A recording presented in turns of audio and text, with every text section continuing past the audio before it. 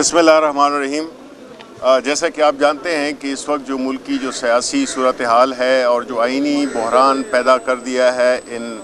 नालायक हुक्मरानों ने, जो कि हर कीमत पे इक़्तिदार के साथ चिमटा रहना चाहते हैं, चाहे उसकी कीमत में पूरा मुल्क ही क्यों ना तबाह बर्बाद खुदा न खास्ता हो जाए। और जो हमारी मुआशी कैफियत है, जो हमारी आइनी कैफियत है, जो एक बहरान पैदा किया है इस एक ऐसे लोग जो कि खुद गर्ज भी हैं, बुज़दिल भी हैं और करप्ट भी हैं। ये सिर्फ अपने आप को इलेक्शन से भागने के लिए, क्योंकि इनको पता है कि इनके साथ इलेक्शन में क्या होने वाला है, सिर्फ इलेक्शन से भागने की बुनियाद पे ये सारे मुल्क को इन्होंने दाव पे लगाया हुआ है। इस मुल्क की मईशत तबाह बर्बाद कर दी है इन्होंने। और दूसरी बात यह है कि इनकी बुज़दिली की दलील यही है कि ईद की छुट्टियों में जो इनका प्रोग्राम है कि ये खान साहब के घर पे, यानी इससे बुज़दिलाना हरकत क्या हो सकती है कि आप ईद की छुट्टियों में, जबकि आप समझें कि अदालतें बंद हैं, तो आपका एक प्लान है जिसमें कि आप अपनी पूरी कोशिश करेंगे, ये कई दफ़ा हो भी चुकी है, लेकिन आप ये कोशिश करेंगे कि किसी न किसी तरीके से इमरान खान को इलेक्शन से दूर रखा जाए और इमरान खान को जो 140 से ज़्यादा जो FIRs हम पे दर्ज हुई हैं उस पर घुमाया जाए। लेकिन आप ये देखेंगे कि 140 FIRs में से अल्हम्दुलिल्लाह हमारा लीडर पे कोई करप्शन की कोई चार्जेस नहीं है, सब दाग हैं बजुज़ दाग निदामत। इसलिए जो हमारा मौक़िफ़ है वो ये है कि पाकिस्तान के अवाम को ये जान लेना चाहिए कि इस वक्त जो मुल्क की जिस तरीके से आईन को जूते की नोक पे रखा जा रहा है, अमली तौर पर पसंद की बुनियाद पर आर्टिकल्स को लिया जाता है, उसको इस्तेमाल किया जाता है, और अभी पार्लियामान और जुडिशरी के दरमियान में जो ये इन्होंने एक तसादुम खड़ा कर दिया है, और उसमें मुल्क की सबसे बड़ी पार्टी शामिल नहीं है, पाकिस्तान तहरीक इंसाफ। ये जो भी हो रहा है वहाँ पे जो अपोजिशन लीडर है वो भी ढकोसला है, और जो पूरी पार्लियामेंट की जो साख्त है वो बिल्कुल मफलूज है, उसकी एक टांग है वो। इस बुनियाद पे ये तमाम चीज़ें की जा रही हैं, लेकिन ये किसी को हक नहीं पहुंचता कि वो इक़्तिदार से चिमटा रहने का। या तो हम कहें कि आइन को हमने फेंक दिया है, तो फिर तगड़े बने, आप ऐलान करें कि जी आइन नाम की कोई चीज़ नहीं है, और अगर है तो फिर उसकी जो भी वायलेशन का मुर्तकिब होगा उसके लिए फिर कानूनी जो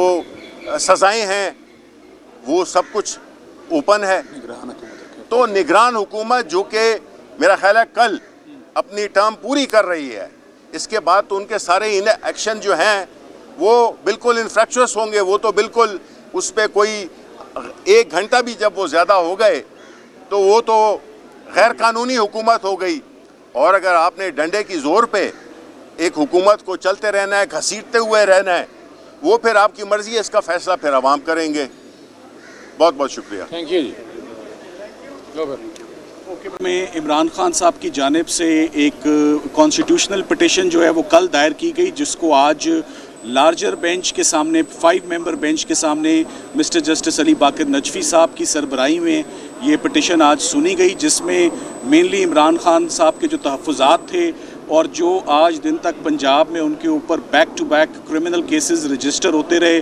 जो थाने अब्यूज़ हो रहे हैं, जो सेक्शन 154 अब्यूज़ हो रहा है, जो बार बार रेड्स की जा रही हैं और बार बार क्रिमिनल मशीनरी मोबिलाइज की जा रही है, उस पर एक बहुत कॉम्प्रिहेंसिव पिटिशन पर अब समाअत जो है वो ईद के बाद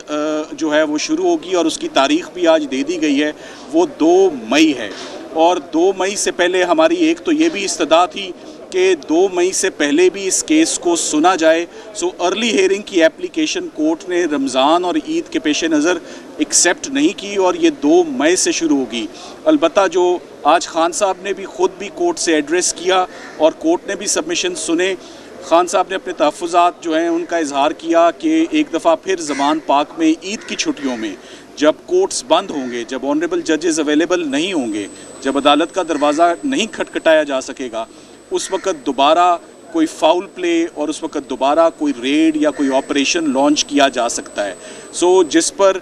एडवोकेट जनरल साहब की भी स्टेटमेंट ऑन रिकॉर्ड आई है और उस स्टेटमेंट की रोशनी में उन्होंने आइंदा तारीख जो 2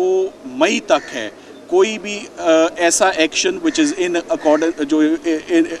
जो कानून के मुताबिक नहीं होगा उसको the petitioner's case has to be dealt in accordance with law और तमाम ऐसी कार्रवाइयों से अगली तारीख तक रोका गया है। सो अनड्यू हरेसमेंट जो है वो नहीं कॉज की जाएगी टू द पिटिशनर। सो हर वो केस जिसमें उनकी बेल हो चुकी है, हर वो केस जिसमें वो सिक्योर हैं, उसमें ऑफ कोर्स अगर कोई भी तंग करता है, कोई भी आके ईद के इन छुट्टियों में इंटरफियर करता है तो वो that would amount to unfair harassment. So आइंदा तारीख तक 2 मई तक खान साहब को ये प्रोटेक्शन हासिल है और 2 मई को ये बाकायदा इसकी समाअत होगी जिसमें उम्मीद की जाती है कि डे टू डे हियरिंग होगी और अदालत तमाम इन FIRs का जायज़ा लेगी और तमाम पुलिस के एक्सेसेस, मिसयूज़ और एब्यूज़ को कॉम्प्रिहेंसिवली जो है सबमिशन सुन के अपना एक जामे फैसला जो है वो देगी। Thank you very much. Shibli साहब।